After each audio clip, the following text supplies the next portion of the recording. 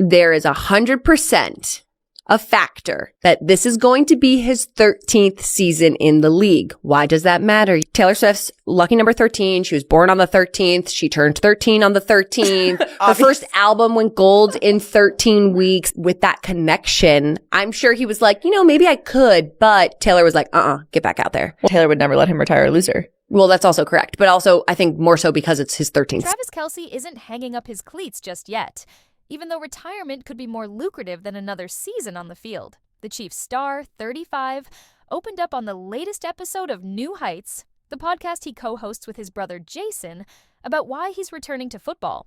Despite the financial incentive to walk away, Jason, who retired from the NFL in 2024, didn't hold back when questioning his younger brother. "Why are you playing another season?" he asked. "Why risk injury when you'd make more money?" "Not playing," Travis laughed, admitting that was definitely something to consider. But at the end of the day, his love for football won out. "I effing love playing this game," he said. "I still think I can play at a high level, maybe even better than last year.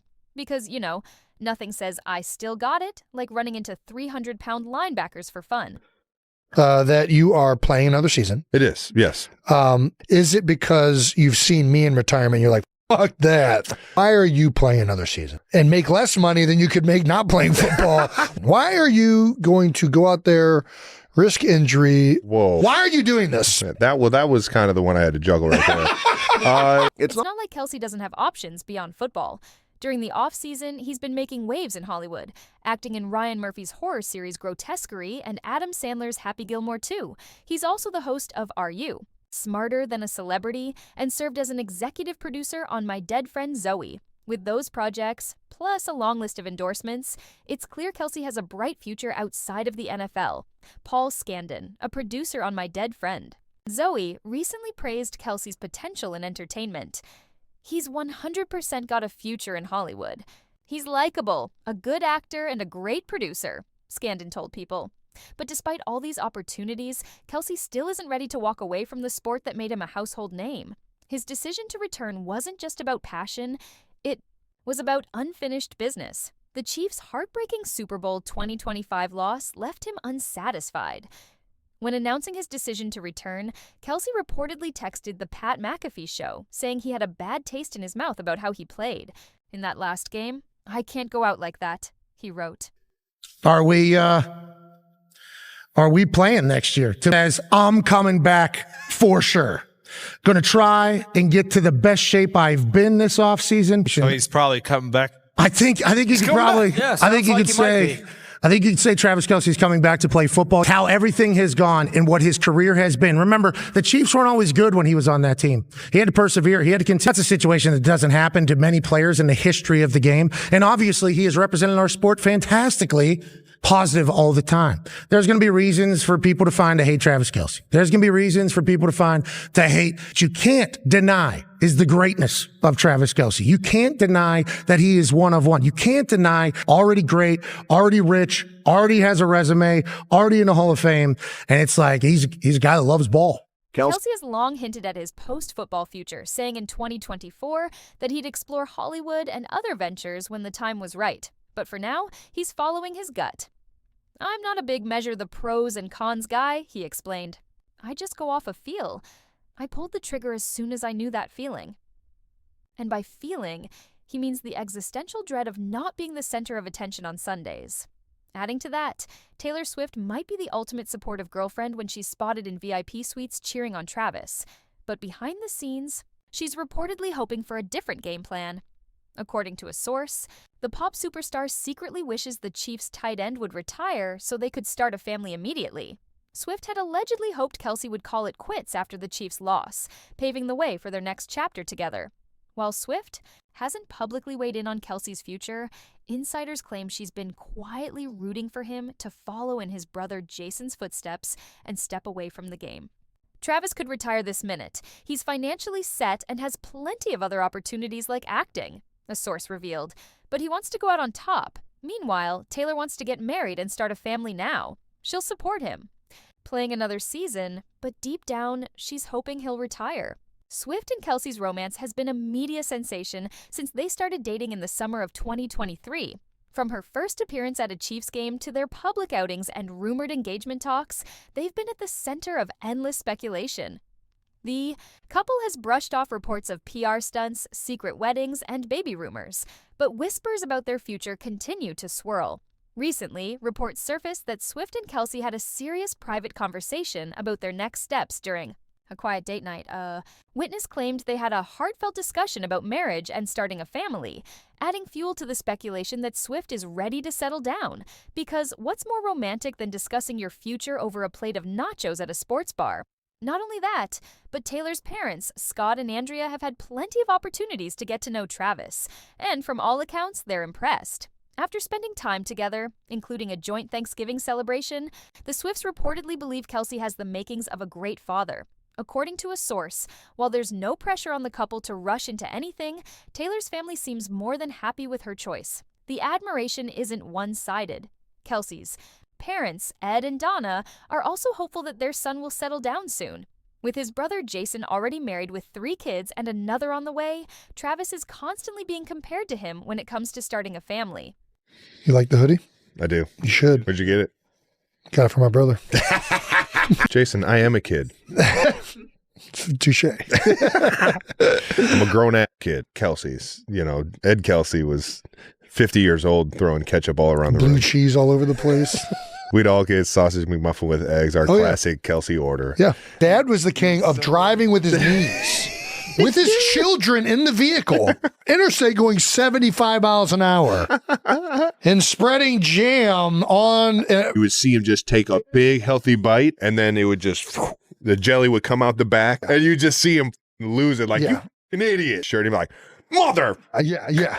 Let's not forget the time Taylor and Travis made an unexpected dual appearance on Jeopardy, and Swifties absolutely lost it.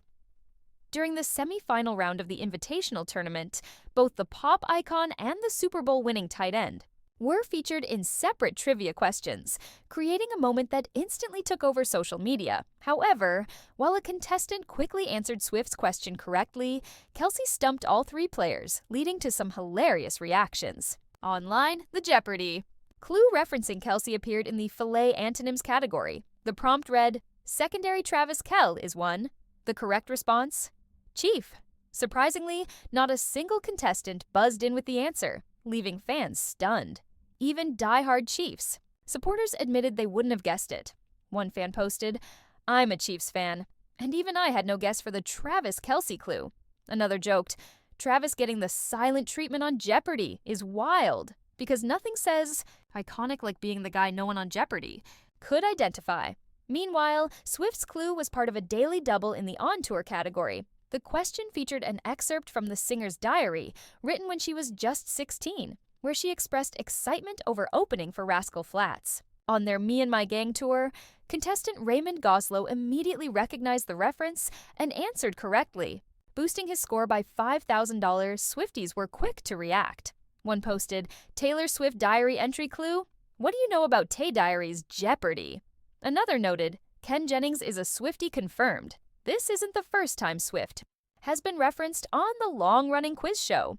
Her music career and even personal life have frequently been the subject of Jeopardy clues." However, seeing both her and Kelce featured on the same board sparked widespread excitement among fans. The phrase, "I know what you are," started trending among Swifties, referencing a meme often used when someone is caught subtly aligning themselves with the fandom.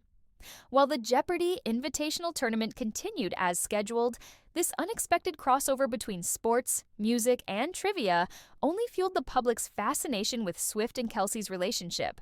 I just imagine him going to Spotify and typing in like sad Taylor songs to cry to. In my mind, he's listened to The One because it's like, could have been the one.